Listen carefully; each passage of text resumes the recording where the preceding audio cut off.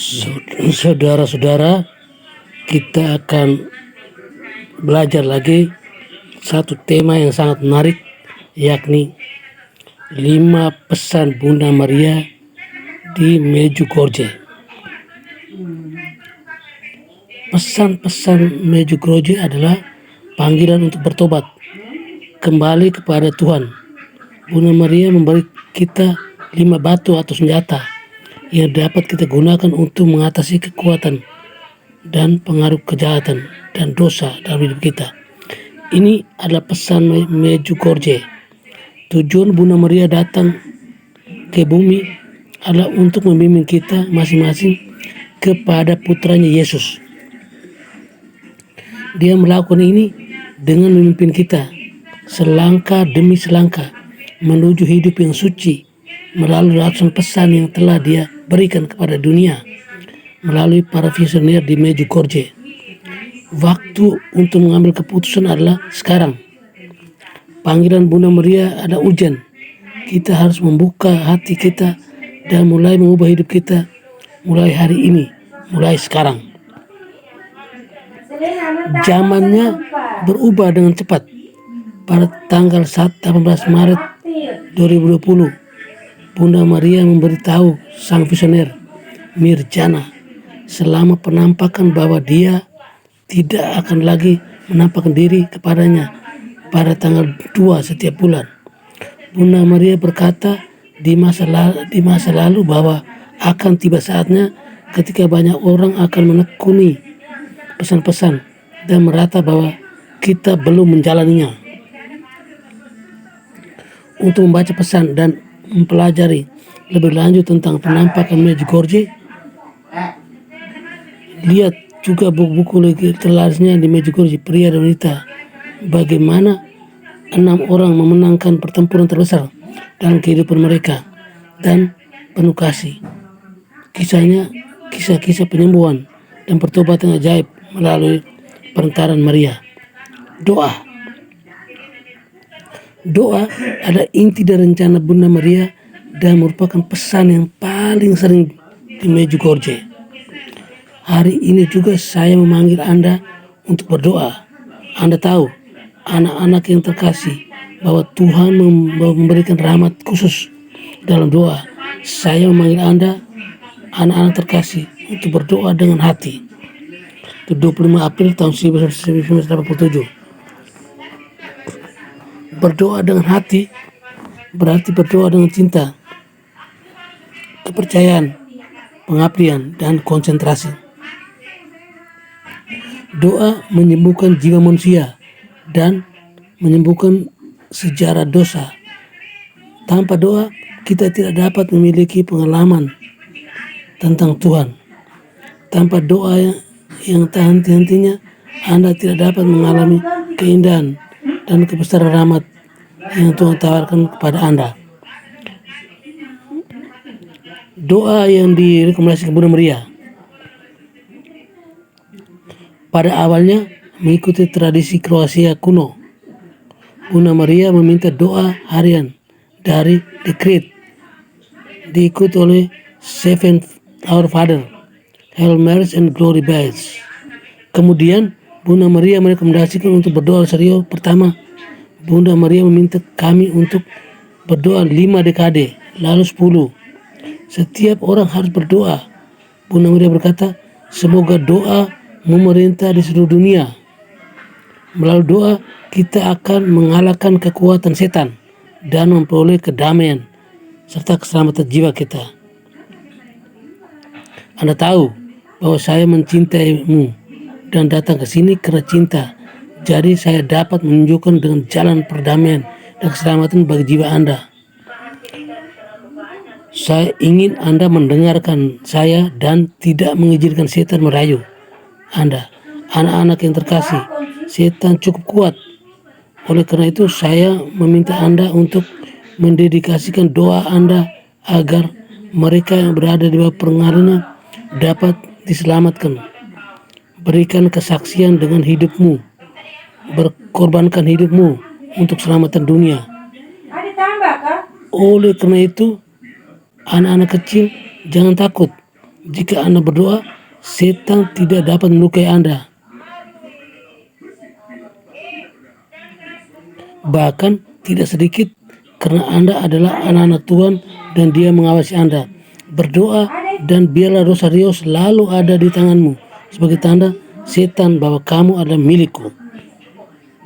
Kuasa setan dihancurkan dengan doa dan tidak dapat melukai kita jika kita berdoa.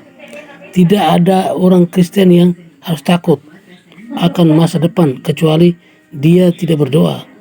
Jika dia tidak berdoa, apakah dia seorang Kristen?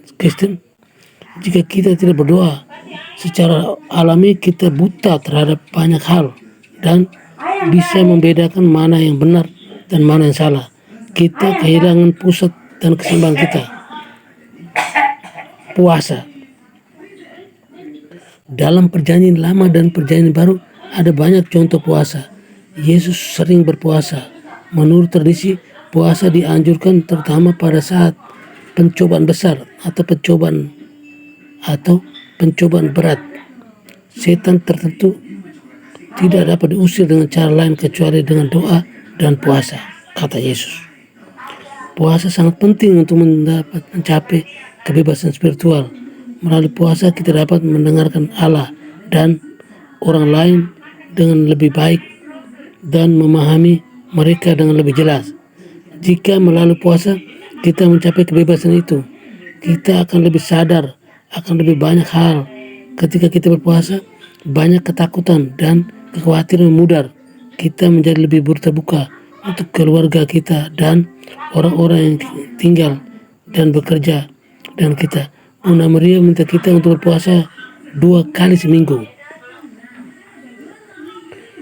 Berpuasa ketat pada hari Rabu dan Jumat.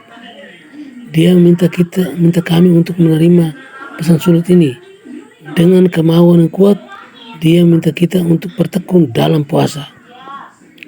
Puasa terbaik adalah roti dan air. Melalui puasa doa, seorang dapat menghentikan perang. Seorang dapat menangguhkan hukum alam. Pekerjaan amal tidak bisa menggantikan puasa. Semua orang kecuali yang sakit harus berpuasa. Kita harus menyadari kekuatan puasa. Berpuasa berarti berkorban kepada Tuhan. Jika hanya untuk berdoa kita, tetapi juga untuk membuat seluruh kita berpartisipasi dalam pengorbanan.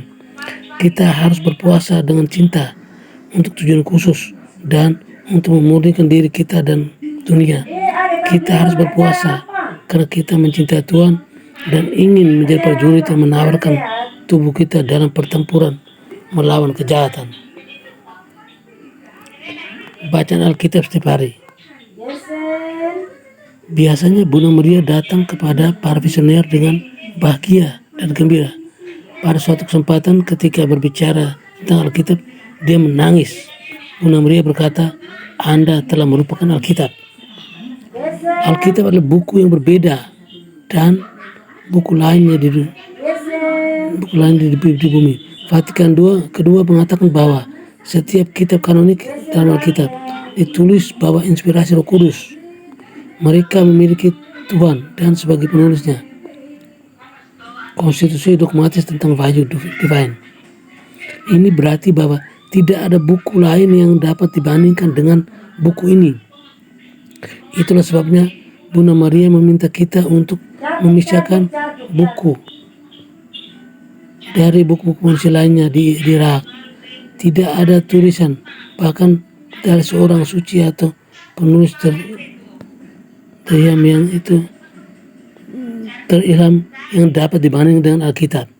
Itu mengapa kita diminta untuk meletakkan Alkitab di tempat yang terlihat di rumah kita. Anak-anak yang terkasih, hari ini saya memanggil Anda untuk membaca Alkitab setiap hari di rumah Anda dan membiarkannya di tempat yang mudah dilihat, sehingga selalu mendorong Anda untuk membaca dan berdoa. Sangat jarang mendengar Bunda Maria berkata, Anda harus. Dia menginginkan panggilan dan lain-lain, tetapi pada suatu kesempatan dia menggunakan kata kerja Kroasia yang sangat kuat, yang berarti harus. Setiap keluarga harus berdoa, doa keluarga dan baca Alkitab. Pengakuan. Bunda Maria meminta pengakuan bulanan. Di hari-hari pertama penampakan, Bunda Maria berbicara tentang pengakuan. Damai sejahtera dengan Tuhan dan di antara kamu. Untuk itu perlu percaya bahwa berdoa, berpuasa, dan pergi ke pengakuan dosa. Berdoalah, doakan. Anda adalah perlu untuk percaya dan kuat, untuk pergi ke pengakuan dosa secara teratur, dan juga untuk menerima komunion suci. Ini adalah satu-satunya keselamatan. Siapapun yang telah melakukan banyak kejahatan selama hidupnya dapat langsung pergi ke surga jika ia mengaku, menyesal atas apa yang telah ia lakukan dan menerima komunion pada akhir hidupnya. Gereja Barat Amerika Serikat telah mengabaikan pengakuan dan arti pentingnya. Bunda Maria berkata, pengakuan bulanan akan menjadi obat bagi Gereja Barat. Seorang harus menyampaikan pesan ini ke Barat.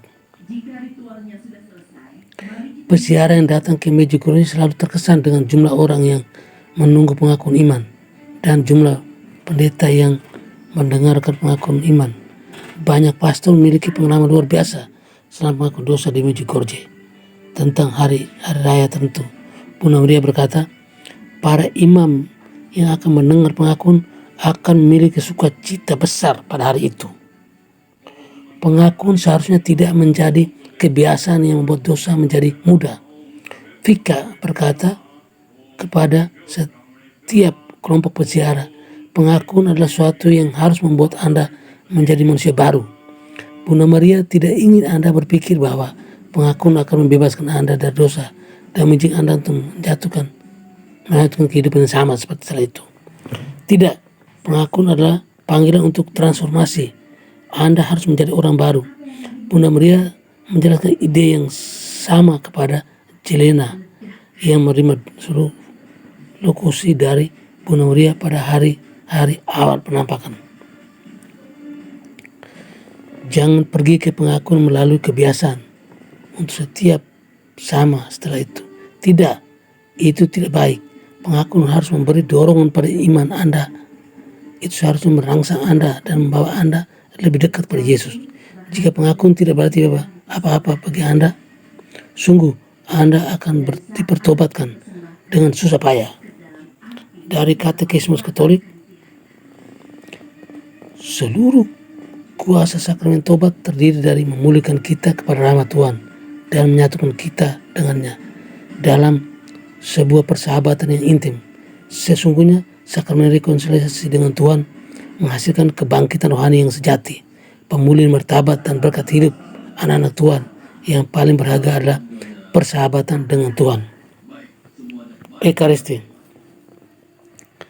Bunda Maria merekomendasikan misa minggu dan bila mungkin misa harian. Telah dilaporkan oleh para visioner bahwa Bunda Maria telah menangis ketika berbicara tentang Ekaristi dan misa. Dia berkata, Anda tidak merayakan Ekaristi sebagaimana seharusnya. Jika Anda tahu rahmat dan hadiah apa yang Anda terima, Anda harus mempersiapkan diri untuk itu setiap hari setidaknya selama 1 jam. Misa malam di Medjugorje adalah momen terpenting hari itu karena Bunda Maria hadir dan dia memberikan putranya dengan cara yang istimewa. Misa lebih penting daripada penampakan Bunda Maria manapun. Marija yang visioner berkata bahwa jika harus memilih antara Ekaristi dan penampakan, dia akan memilih Ekaristi. Bunda Maria berkata, misa malam harus disimpan secara permanen. Dia juga minta agar doa kepada Roh Kudus selalu diucapkan sebelum misa. Bunda Maria ingin melihat misa kudus sebagai bentuk doa tertinggi dan pusat kehidupan kita.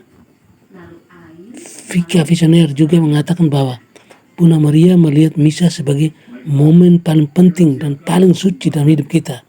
Kita harus siap dan murni untuk menerima Yesus dengan penuh hormat.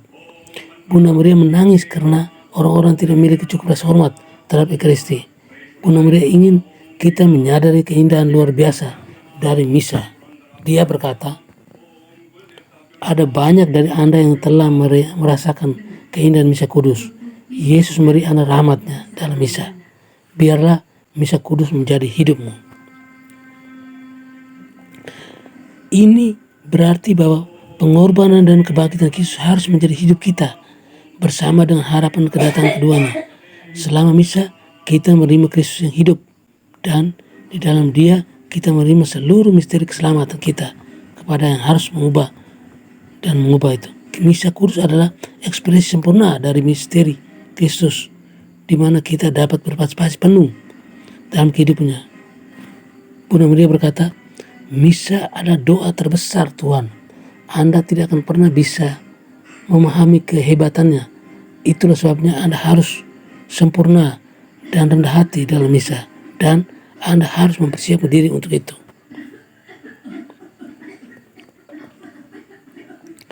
Bunda Maria ingin kita penuh sukacita dan harapan dalam misa bersusah agar momen ini menjadi pengalaman akan Tuhan. Penyerahan kepada Yesus dan Roh Kudus adalah bagian yang sangat penting dari pesan kepada. Karena itu ada satu-satunya jalan menuju kekudusan. Terbuka bagi Roh Kudus dalam sakramen adalah cara kita untuk dikuduskan. Dengan cara ini Bunda Maria akan mendapatkan bagi kita rahmat untuk menjadi saksinya di dunia, untuk memenuhi rencana Tuhan dan rencananya. Bunda Maria berkata, buka hatimu untuk Roh Kudus. Terimalah, terutama selama hari ini Roh Kudus bekerja melalui Anda. Bukalah hatimu dan serahkan hidupmu kepada Yesus sehingga Dia bekerja melalui hatimu. Oke, sekian dan terima kasih.